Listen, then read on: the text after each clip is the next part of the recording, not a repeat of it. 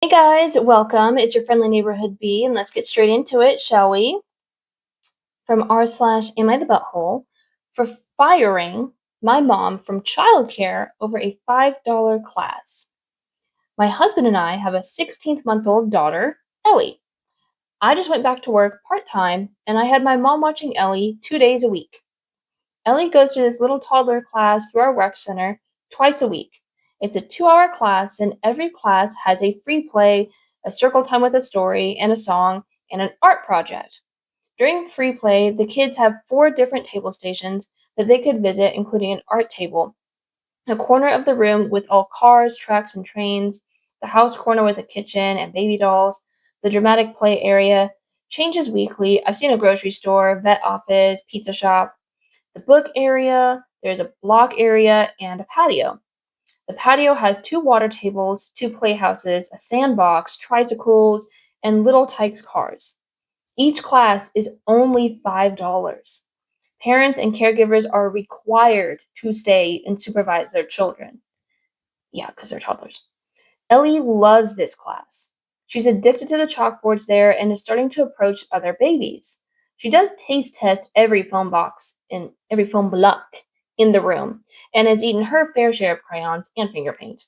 On top of drenching herself in water and then rolling around in the sandbox and covering in paint, but it's nothing that can't be solved without a change of clothes and hosing her off. I love how great the class is for her development. She's starting to know the names of colors, and she can sit down and play with toys for longer stretches. My mom hated toddler classes. She describes it as chaos and insists that a walk around the block or a trip to the library is just as good, if not better, for her development and is much less messy.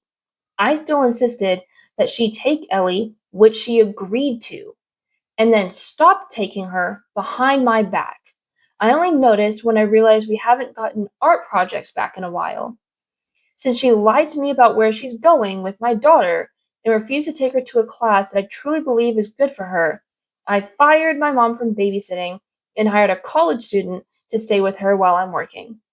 Now my mom is upset that I'm restricting her access to her granddaughter and leaving her with a stranger, which is the one thing she was trying to prevent by babysitting my daughter for me.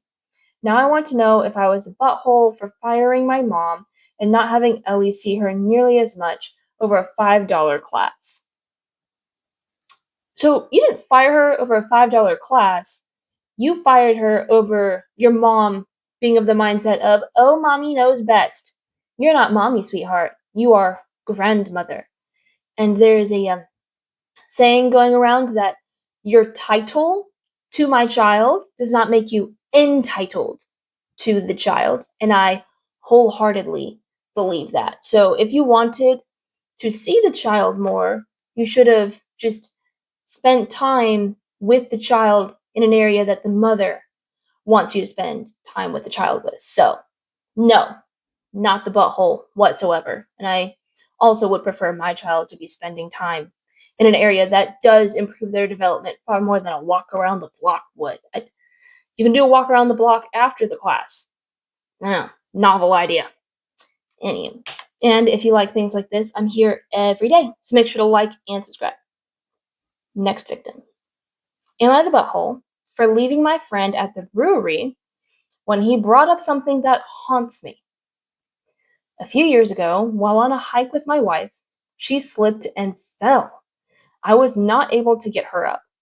For those of you who are familiar, this took place on the 14er group out of the Chicago Basin, so it was stressful. Thankfully, another man was able to get her out, but it was hours later, and she had been perched on a cliff under the drop site. She has never been upset with me for not being able to help her by myself. We are both avid, experienced hikers, but I am not a strong guy, and she is a sturdy gal. The fear on her face as she fell is imprinted in my mind and something that will always haunt me. For that split second, I thought I would lose her forever. Not being able to help her haunts me. She and I were together at a brewery with some friends. One of them was talking about a trip he planned up Como into the Blanca Little Bear Traverse. We did that one a while back, and I had some advice for him. For absolutely no reason, he looked at me and said, "Okay, bro, I'm not taking advice from a man who left his wife to rot on sunlight." Oh my God. Ooh, no. Oh my God. Continuing, my wife immediately corrected him, but I was stunned. He thought it was hilarious and had a huge grin on his face. I didn't know what to say, so I just got up to get another drink, but ended up going outside. My wife came to find me and asked if I was okay. I was honestly very upset and said I'd like to go. She drove us home. The issue, our friend was expecting us to drive him home, and I didn't say anything or tell him I was going. I just left.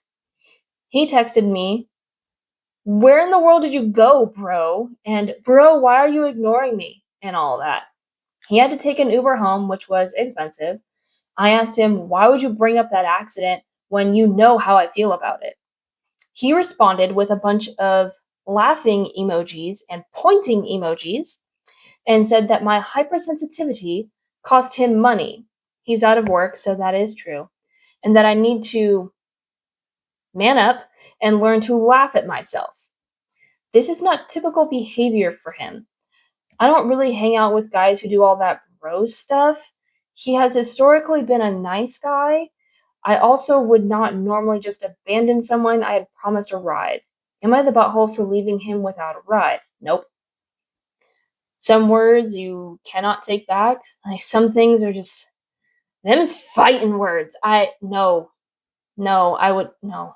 Some things you cannot take back, and and it's the fact that he doubled down on it too. Oh my God. I don't care if he tries to blame it on the alcohol or not, just drunk words and sober thoughts and all that. Oh my, he doesn't sound like a good person, in my opinion. It's interesting that this isn't typical behavior for him. Um, if it's an immediate flip of a switch, I would be concerned about his health, like his literal brain health. But if it's slowly over time that he's like this, he's probably surrounding himself with bad people. So that's something to think about. But from what OP's told us, not the butthole whatsoever. Definitely not the butthole. Next one. Am I the butthole for getting pregnant without considering my roommate's feelings? Do you need your roommate's permission to get pregnant? All right. I'm living with a friend in a 2-bedroom apartment in a major city. Separate bathrooms. She also lives in the master, and we split rent evenly.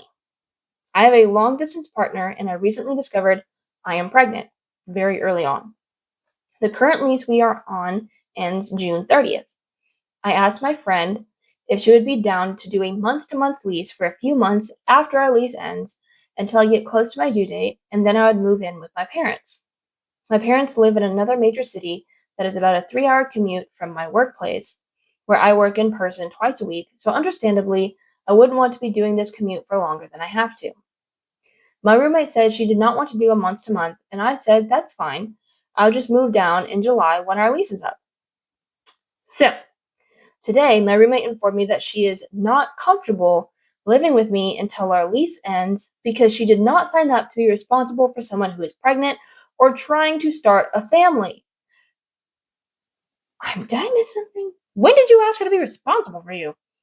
And therefore, I needed to pay to break our lease so she wouldn't have to live with me for the next 3 months.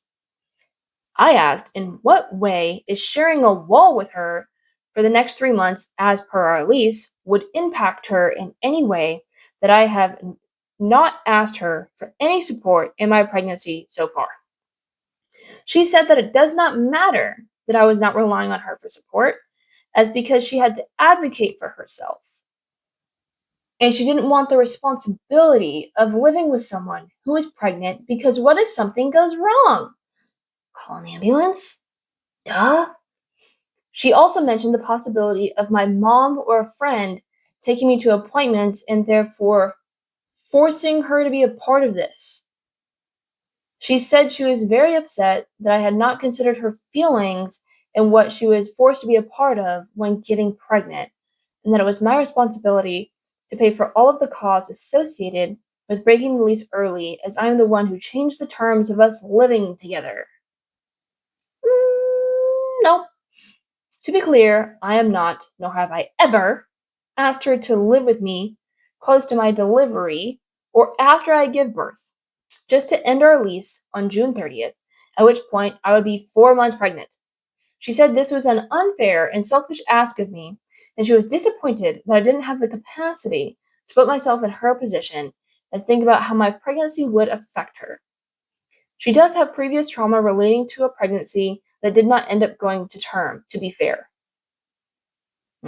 I told her I was okay with never mentioning my pregnancy to her or asking anything of her, but she insists that it is unfair of me to ask that we finish our lease through June 30th because I will still be pregnant. And it will be so hard for me to move in June. So therefore, I have to pay thousands of dollars to break the lease early. No. Am I the butthole for asking to finish out this lease for the next 3 months and force my roommate to coexist with me while I am in early pregnancy, given I did not consider how this would affect her and the potential liability she would have if I live with her while pregnant? Alternatively, am I the butthole here for asking that we split the cost of breaking the lease, given she is the one that no longer wants to live with me? No, you're not. So I understand that she has trauma surrounding pregnancy. That I get that. Understandable. But you do not get to push off your trauma on other people in order to manipulate them. No, that's not okay. You do not get to use your trauma to manipulate others. That is not okay. Absolutely not. I don't care what the trauma is. You don't get to use it to manipulate. Absolutely not. No, no. You're not the butthole. She does not get to force you to break your lease. If she doesn't want to live with you, why doesn't she break the lease? She can leave. She can leave if she doesn't want to live with you. That's always an option. She can't force you. Also, I would put a lock on your door and on your bathroom. A lock with an actual key, not the little stick and poke locks that most bathrooms have. An actual lock with a key on everything so things don't go mysteriously missing, because this seems like kind of an untrustworthy person. Just my 2 cents. Anyway, thank you everyone for tuning in, and I hope to see you all tomorrow. Bye, guys!